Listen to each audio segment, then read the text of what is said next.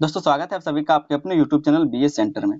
यहाँ पर हम लोग हिंदी का एक मोस्ट इंपोर्टेंट क्वेश्चन देखेंगे। ये आपका एमडीसी हिंदी का क्वेश्चन है कि पुरस्कार कहानी की तात्विक समीक्षा कीजिए।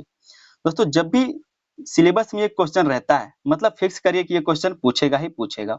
एक नंबर में ये क्वेश्चन आपका आएगा कि पुरस्कार कहानी किसके द्वारा लिखा गया है, तो जयशंकर प्रसाद जी के द्वारा ये क्वेश्चन कहानी लिखा गया है। ठीक है, तो एक क्वेश्चन आपका एक नंबर का भी यहाँ से फिक्स हो जाता है।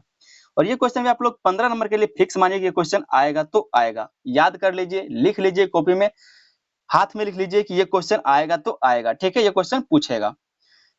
क्वेश्चन आपका कि पुरस्कार कहानी की तात्विक समीक्षा कीजिए। तो ये पुरस्कार आपको सुनने में ऐसा लग रहा है, जो भी लोग इस कहानी को पढ़े, जो जयशंकर प्रसाद जी के द्वारा ये कहानी लिखा गया पुरस्कार, जिन्होंने भी इस कहानी को पढ़ा उनको तो पता होगा वास्तविकता की क्या था, लेकिन जिन्होंने नहीं पढ़ा उनको लग रहा है कि कोई व्यक्ति होगा जिन्होंने कुछ जीता होगा जिसके बाद उनको पुरस्कार मिला होगा। लेकिन ऐसा बात नहीं, हम आपको पूरा कहानी बताएंगे पुरस्कार का, पूरा कहानी बताएंगे। इससे पहले क्या, तो आप थोड़ा सा सार को समझ लीजिए, कहानी का पूरा एक छोटा सा आप सार को समझ लीजिए। तो ये जो कहानी है, ये कौशल का एक राजा होता है। ठीक है, जहां पर क्या है, तो एक कह सकते हैं उत्सव मनाया जाता है कि हर साल मनाया जाता है कि किसी भी अपने जो भी उसका क्षेत्र होता है, जो भी उसका प्रजा होता है, उसमें से किसी एक व्यक्ति का जमीन लेकर के वहां पर उत्सव मनाया जाता है। तो उसमें से एक बार क्या है, एक लड़की मधुलिका होती है उसी के राज्य की, तो उसको चुना जाता है, उसके जमीन को चुना जाता है। और उनको उस जमीन के बारे में जो राजा कौशल का जो राजा होता है वो क्या करते हैं, क्योंकि मधुलिका का जमीन को इस बार चुना गया है, तो इसको कहते हैं कि जिसका भी जमीन चुना गया उनको स्वर्ण की मुद्राएं देने का प्रथा है, वहां पर नियम है। तो जो मधुलिका है उनको स्वर्ण की मुद्राएं देने के लिए लोगों को भेजता है। लेकिन ये जो मधुलिका है वो क्या करती है, मना कर देती है कि हमको मुद्राएं नहीं चाहिए, हमको पैसा नहीं चाहिए, हमको भेंट नहीं चाहिए। ठीक है, और क्योंकि एक ये उत्सव था तो इसमें बहुत सारे और भी राजा आए थे। तो उसी तरह से मगध का एक राजकुमार भी यहाँ पर आया हुआ था, इसी उत्सव में मगध का एक राजकुमार भी आया हुआ था। और क्योंकि ये जो मगध का राजकुमार है, इसका नजर हमेशा से कहा है, कौशल राज्य पर है, कि कौशल राज्य पर हमको क्या करना है, तो कब्जा करना है। तो इसी तरह से थोड़ा सा टाइम बीतता है। और क्योंकि ये जो कह सकते हैं कि जो मगध का राजकुमार है, अरुण जिसका नाम रहता है, ठीक है, अरुण नाम रहता है उसका, तो जो अरुण है वो क्या चाहता है कि हमको किसी भी तरह से कौशल राज्य पर कब्जा करना है। तो कुछ समय जब बीतता है तो ये जो मधुलिका है वो उस लड़का से फिर से मिलती है, या फिर वो लड़का जो इससे फिर से मिलता है, और दोनों में प्रेम प्रसंग हो जाता है। मतलब दोनों क्या, तो गर्लफ्रेंड बॉयफ्रेंड बन गए, प्रेमी प्रेमिका बन गए। ठीक है, और ये जो अरुण था वो मधुलिका से कहता है कि तुम्हारा तो राजा के पास पैसा बाकी है, तुम्हारा जमीन वो लिया था लेकिन तुम उसे कुछ नहीं ली थी, तो तुम ऐसा करो, मेरे लिए तुम एक बात मेरा मानो, क्योंकि लड़की उससे प्यार करती है। तो मधुलिका को अरुण बोलता है कि तुम ऐसा करो, मेरे लिए क्या करो, तो राजा से जो किले से सटा हुआ जमीन है उसको तुम मांग लो राजा से। तो क्योंकि मधुलिका उससे प्यार करती है अरुण से, तो वो राजा के पास जाती है, जो कौशल का राजा होता है उसके पास जाती है, और वो उस जमीन को मांग लेती है। ठीक है, लेकिन ये जो अरुण है वो मगध का राजकुमार रहता है, और वो इसका जो इच्छा या फिर कह सकते हैं कि वो जो चाहत है वो इस लड़की पे नहीं रहता, मधुलिका पर नहीं रहता, बल्कि उस राज्य पर रहता है, जो कौशल राज्य है, जो किला उसके ऊपर रहता है, टिका हुआ रहता है कि हमको वो कौशल राज्य जीतना है। तो ये क्या करती है, उसके बात को मान करके राजा से वो जमीन मांग लेती है। लेकिन जो अरुण था वो धीरे धीरे क्या, तो अब किले में प्रवेश करना चाहता है। मतलब क्या, तो किले में प्रवेश करने के लिए उसको जगह जगह मिल गया, क्योंकि किला ये है और यहाँ पर जमीन उसको लड़की को मिल गया। तो अब जो अरुण जो है वो यहाँ पर आकर के रहता है और किले में प्रवेश करना चाहता है। लेकिन तभी जो मधुलिका होती है उसके अंदर का आत्मा जाग जाता है, मतलब देशभक्ति जाग जाता है, और वो क्या करती है, जो कौशल का राजा होता है उसको बता देती है कि मेरा जो बॉयफ्रेंड है या फिर जो मेरा प्रेमी है या फिर जो मगध का राजकुमार है वो मेरे से क्या किया, धोखा किया, और आपके किले में क्या है, तो घुसने के लिए वो इस तरह से षड्यंत्र रच रहा है। और बाद में फिर इसको जो अरुण होता है उसको पकड़ लिया जाता है और इसको भेज दिया जाता है कारागार। ठीक है, तो इस तरह से इसको सजा भी मिल जाता है। लेकिन जो लड़की होती है, जो मधुलिका होती है, वो कहती है ना ही अपने प्रेमी का हो सके और ना ही अपने देश का हो सके, हमने तो दोनों तरफ से गद्दारी किया और दोनों तरफ से क्या, तो ईमानदारी भी किया है। तो एक काम कीजिए, जो राजा कौशल का जो राजा होता है, मधुलिका जो होती है वो उससे कहता है, राजा से मधुलिका कहती है कि अपने प्रेमी को तो सजा दे दिया, तो एक काम कीजिए, हमको भी क्या, तो दंड दीजिए, मृत्यु दंड हमको भी इसके साथ साथ दे दीजिए। तो इसी तरह से ये त्याग के लिए बलिदान जो दिया जाता है, इसी के बारे में पुरस्कार कहानी को लिखा गया। ठीक है, यहाँ पर कोई प्राइज नहीं मिलता, जो इनके द्वारा त्याग किया गया, जो मधुलिका के द्वारा त्याग किया गया, इसी के बारे में पूरा कहानी लिखा गया है। हम लोग समझते हैं दोस्तों इस क्वेश्चन के आंसर को कि किस तरह से हम लोग पुरस्कार कहानी की तात्विक समीक्षा कर सकते हैं। आपने यूट्यूब पर और भी कई सारे क्वेश्चन के आंसर किए होंगे पुरस्कार के बारे में, लेकिन आज आप मेरे चैनल पर बीए सेंटर पर करके देखिए कि आपको किस तरह से ये समझ में आता है या फिर नहीं आता। और जो भी होगा आपको समझ में आएगा तब कमेंट करके बताइएगा, और नहीं समझ में आए तो फिर से कमेंट करके बताइएगा, हम आपको दोबारा चीज ये करवाएंगे। ठीक है, चैनल पर दोस्तों नहीं तो आप लोग चैनल को सब्सक्राइब कर लीजिएगा और ये वीडियो को आप लोग अंत तक देखिए, 100% गारंटी है आपको समझ में आएगा। एक छोटा सा परिचय लिखा हुआ उसको आप थोड़ा सा समझेंगे। ठीक है, कहा जा रहा है कि जयशंकर प्रसाद द्वारा रचित पुरस्कार हिंदी साहित्य की एक कालजयी कहानी है। यह कहानी केवल प्रेम कथा नहीं बल्कि इसमें राष्ट्र प्रेम, कर्तव्य, त्याग और मानवीय भावनाओं के गहरे द्वंद्व को अत्यंत प्रभावशाली ढंग से प्रस्तुत किया गया है। जो राष्ट्र प्रेम है, कर्तव्य है, त्याग है, मानवीय भावना है, उनके द्वंद्व को मतलब कह सकते हैं एक चक्कर में पड़ जाना कि हमको करना क्या है, हमको प्रेमी का साथ देना है या फिर परिवार का साथ देना है या फिर देश का साथ देना है। इस द्वंद्व में अत्यंत प्रभावशाली ढंग से प्रस्तुत किया गया एक कहानी, एक ग्रंथ या फिर कह सकते हैं साहित्य है, जो किसके द्वारा लिखा गया? तो जयशंकर प्रसाद के द्वारा लिखा गया। कहानी का नाम क्या है? पुरस्कार। 1 नंबर में क्वेश्चन आता है। आगे दोस्तों हम लोग समझते हैं इसकी तात्विक समीक्षा निम्नलिखित बिंदुओं के आधार पर की जा सकती है। अब हम लोग यहाँ से शुरू करते हैं इस क्वेश्चन के आंसर को समझना। पहला है कथानक। कथानक का मतलब आपको पिछले वीडियो में बताए थे। कथानक का मतलब होता है पूरी कहानी का सार, कि पूरा कहानी किसके बारे में लिखा गया, कौन कौन से पात्र होते हैं, पूरी कहानी क्या है, तो उसी चीज को बोलते हैं कथानक। मतलब जहां पर आप पूरी कहानी को समझते हैं उसको बोलते हैं कथानक। कहानी के वर्णन को ही कथानक कहा जाता है। सिंपल समझिए। तो पहले हम लोग कहानी को समझते हैं। कहा जा रहा है कि इस कहानी का कथानक ऐतिहासिक पृष्ठभूमि पर आधारित है, जो इसे विशेष गंभीरता और गरिमा प्रदान करता है। क्योंकि ये ऐतिहासिक पृष्ठभूमि मतलब पहले के जमाने के पर यह आधारित है, जो इसे विशेष गंभीरता और गरिमा प्रदान करता है। कहानी की नायिका मधुलिका अत्यंत स्वाभिमानी है। कहानी की जो नायिका होती है, जो हीरोइन होती है, जो पात्र होती है, जो लड़की होती है, वो कौन है? मधुलिका है। ठीक है। 1 नंबर में क्वेश्चन पूछा जा सकता है कि ये जो आप कहानी जो पढ़ रहे हैं आप, ठीक है, ये जो आप कहानी पढ़ रहे हो उसकी पात्रिका कौन है या फिर कैसे नायिका कौन थी? तो नाम आपको लिखने के लिए दिया जा सकता है। नाम इसका मधुलिका है। आगे इसमें कहा जा रहा है कि जब उसकी भूमि को राजकीय कृषि उत्सव के लिए लिया जाता है। हर साल क्या है, तो कौशल राज्य में एक उत्सव मनाया जाता है, राजकीय कृषि उत्सव। तो उस टाइम में इनका जो मधुलिका का जो जमीन वो चयनित होता है, इसके जमीन को लेने के लिए बात किया जाता है।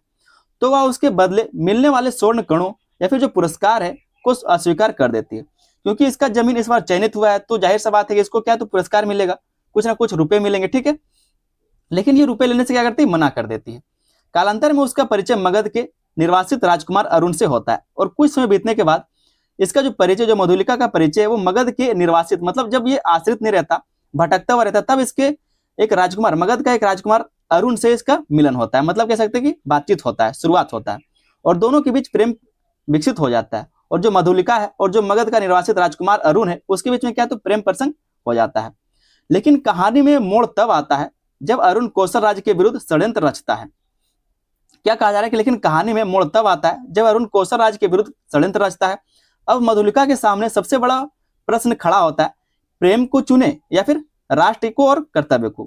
अब क्या करते, जो मधुलिका है उसके पास तो ये कह सकते क्वेश्चन आ जाता है कि हम क्या करें, प्रेमी को चुन ले, राष्ट्र को चुने या फिर अपने कर्तव्य को चुने, क्या करें?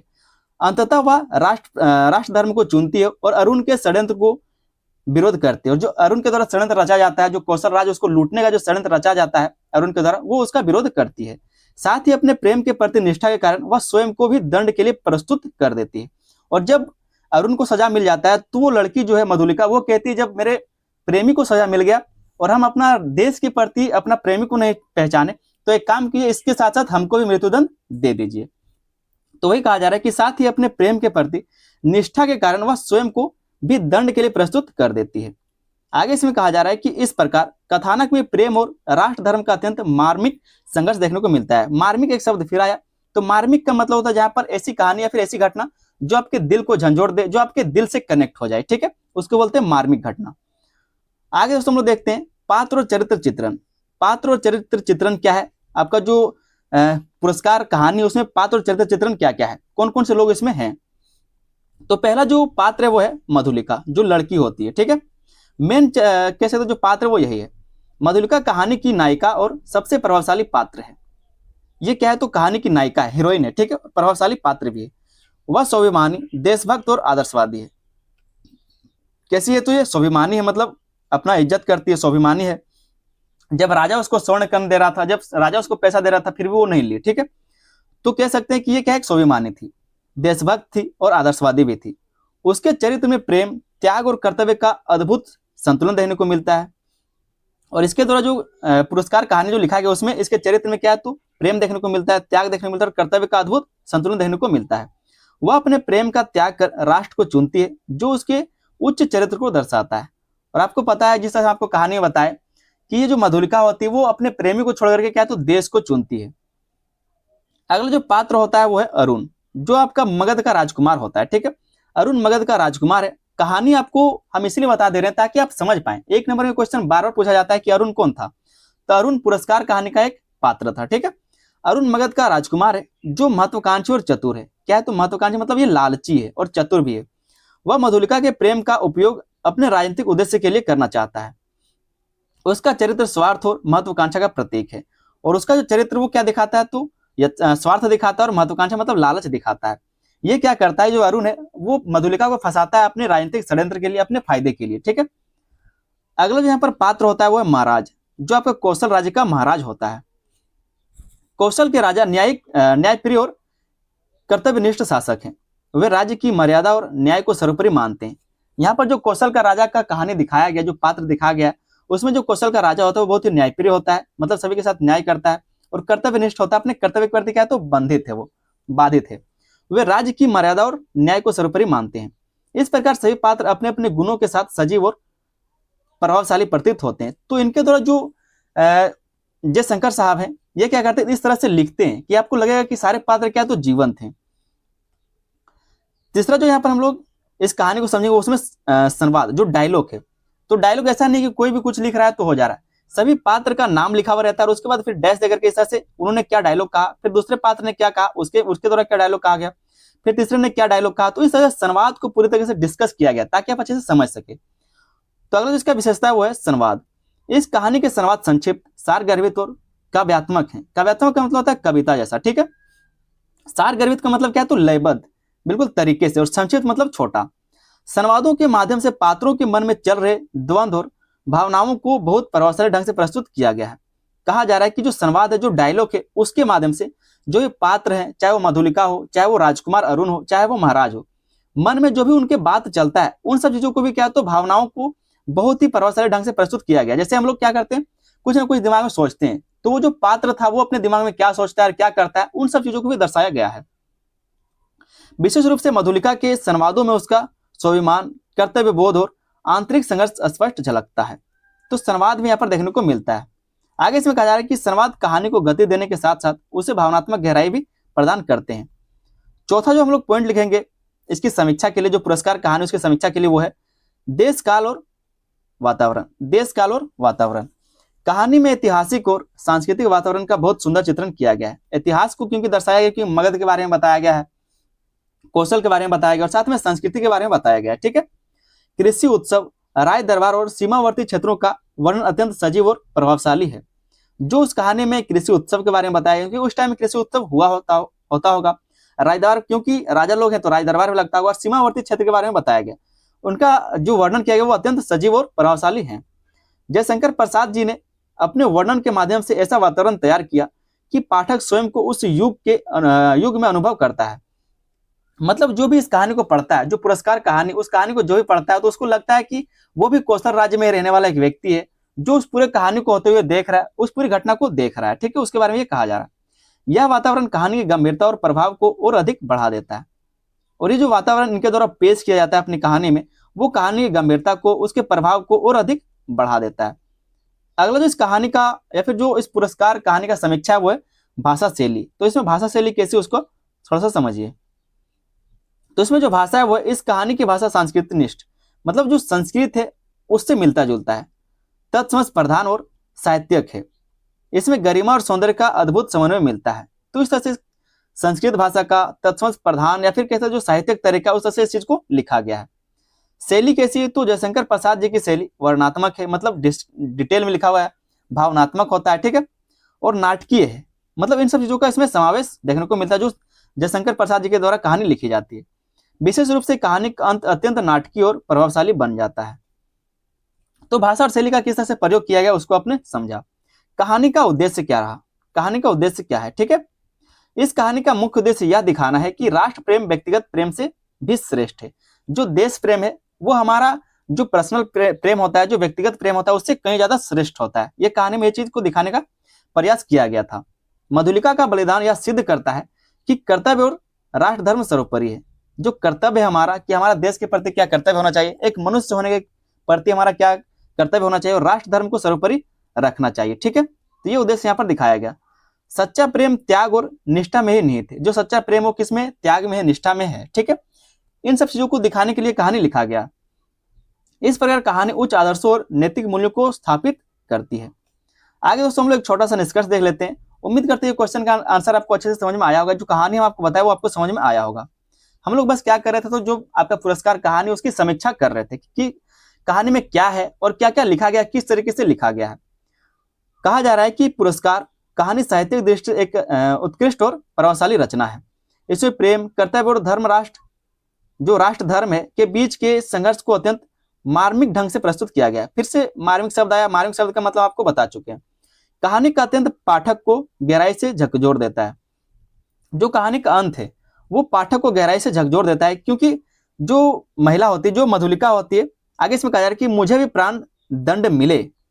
यह वाक्य मधुलिका के चरित्र की महानता और उसके त्याग की प्रकाष्ठा को दर्शाता है। क्योंकि जब अरुण को मृत्युदंड दिया जाता है, उसको तो पकड़ लेता है जो कौशल का राजा होता है, और मधुलिका के द्वारा जब बता दिया जाता है कौशल के राजा को कि जो अरुण आया है, जो मगध का राजकुमार है, वो आपको धोखे से मारना चाहता है, आपके राज्य को हथियाना चाहता है। तो जो कौशल राज्य का राजा होता है, जो महाराज होता है, वो इसको पकड़ लेता है, मृत्युदंड दे दिया जाता है। तो जो मधुलिका होती है वो कहती है ना ही अपने प्रेमी के हो सके, ना ही देश का सही से हो सके। देश का हुए तो प्रेमी से गए, और प्रेमी का होते तो देश से जाते। तो इसके लिए जब मेरे प्रेमी को मृत्युदंड दिया जा रहा है तो एक काम कीजिए, मुझे भी प्राणदंड मिलना चाहिए। वो लड़की क्या करती है, वहां पर जाके खड़ी हो जाती है और बोलती है कि मुझे भी प्राणदंड मिलना चाहिए। तो ये कहा जा रहा है कि ये जो कहानी का अंत होता है वो पाठक को गहराई से झकझोर देता है। क्योंकि ये लड़की कहती है जब हम प्रेमी के नहीं हो सके तो प्रेमी के साथ मरना तो चाहिए, तो मरते हैं इसके साथ। तो उम्मीद करते हैं दोस्तों क्वेश्चन का आंसर आपको समझ में आ गया होगा। जहां तक हुआ हम आपको लिख करके बताने का प्रयास किए, क्योंकि कहानी को अगर पूरे तरीके से लिखना चाहे तो 2 घंटे टाइम लग जाएगा। तो हम शॉर्टकट में चाहे कि आपको बता सके, प्रयास किए कि आपको अच्छे से डिस्कस कर सके, बता सके, और आप आंसर को लिख सके। जिस तरह से भी आपको क्वेश्चन पूछेगा आप आंसर को लिख पाएंगे। ये बात तो हम जानते हैं कि आप लोग आंसर को कर लेंगे, क्योंकि इस तरह से हम बताने का कोशिश किए हैं। उम्मीद करते हैं आपको क्वेश्चन का आंसर समझ में आ गया होगा। चैनल पर नहीं तो बस आपको क्या करना है, चैनल को सब्सक्राइब कर लेना है, साथ में बेल आइकन को दबाकर उसको ऑल पर सेट कर लीजिएगा, ताकि आने वाला जो मेरा वीडियो उसका नोटिफिकेशन आप तक पहुंचता रहे और आप सारे सेमेस्टर में सभी विषयों का अच्छे से तैयारी कर सकें। उम्मीद करते हैं आप लोग वीडियो को अंत तक देखे होंगे। अगर आप लोग वीडियो को अंत तक देखें तो कमेंट करके जरूर बताइएगा आप लोग अंत तक देखें। मिलते हैं दोस्तों हम लोग किसी अगले वीडियो में, तब तक के लिए धन्यवाद। जय हिंद।